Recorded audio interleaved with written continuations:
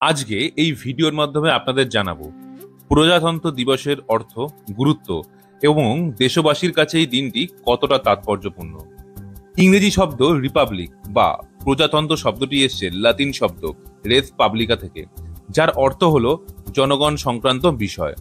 সাধারণভাবে রাজশক্তিবিহীন রাষ্ট্রকেই প্রজাতন্ত্র বলা হয়। এখানে দেশের প্রতিটি নাগরিক জাতি, ধর্ম, বর্ণ নির্বিশেষে সমান অধিকার পেয়ে থাকে। ভারতবর্ষ স্বাধীন হয় 1947 সালের 15ই আগস্ট।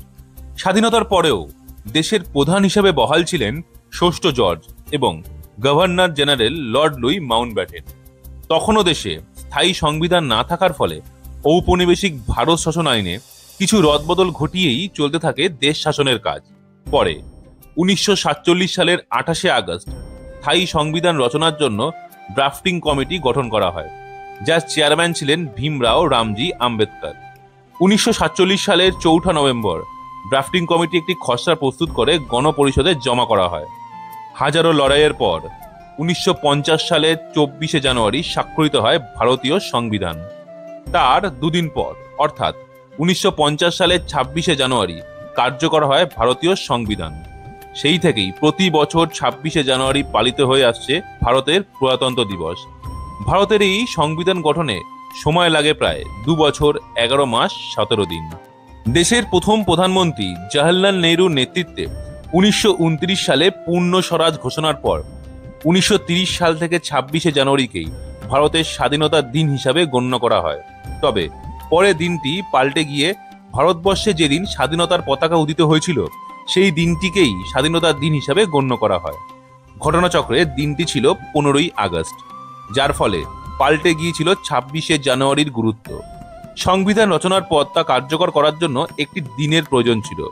তখন ঐতিহাসিক গুরুত্বের বিচারে 26শে জানুয়ারিকেই বেছে নেওয়া হয় ভারতের প্রজাতন্ত্র দিবস হিসাবে। 26শে জানুয়ারি সম্পর্কিত কিছু গুরুত্বপূর্ণ তথ্য।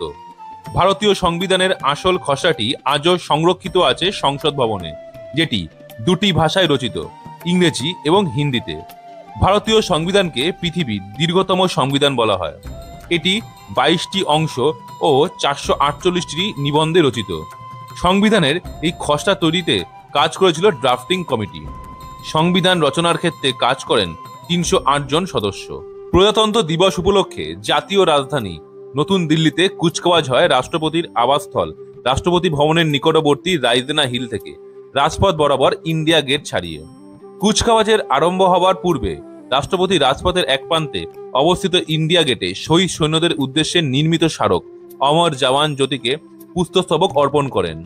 এরপর ওই সৈন্যদের উদ্দেশ্যে 2 মিনিট নীরবতা পালন করা হয়। স্বাধীনতা আন্দোলন ও তার পরবর্তী যুদ্ধগুলিতে ভারতের সার্বভৌমত্ব রক্ষায় শহীদ সৈন্যদের প্রতি এইভাবেই শ্রদ্ধা জ্ঞাপন করা হয়। এরপর রাষ্ট্রপতি অন্যান্য বিশিষ্ট ব্যক্তিবর্গদের সাথে মিলিত হন এবং প্রধান অতিথির সাথে রাজপথে অবস্থিত অনুষ্ঠানের মূল মঞ্চে আসেন। এই দিন রাজপথে আড়ম্বরপূর্ণ কুচকাওয়াজ অনুষ্ঠিত হয়, যা ভারত রাষ্ট্রের উদ্দেশ্যে উৎসর্গ করা হয়।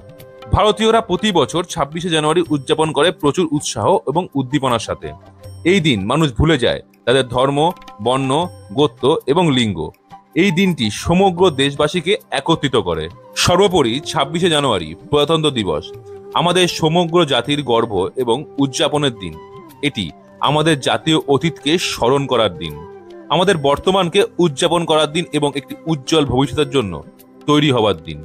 আসুন আমরা সবাই আমাদের দেশের উন্নতির জন্য একত্রে কাজ করার এবং আমাদের সংবিধানে উল্লেখিত বিভিন্ন মূল্যবোধগুলিকে অক্ষুণ্ণ রাখার অঙ্গীকার করি। পৃথিবীর কোলে ঘটে যাওয়া এরকম অজানা তথ্য জানতে আমাদের এই চ্যানেলটি অবশ্যই সাবস্ক্রাইব করুন।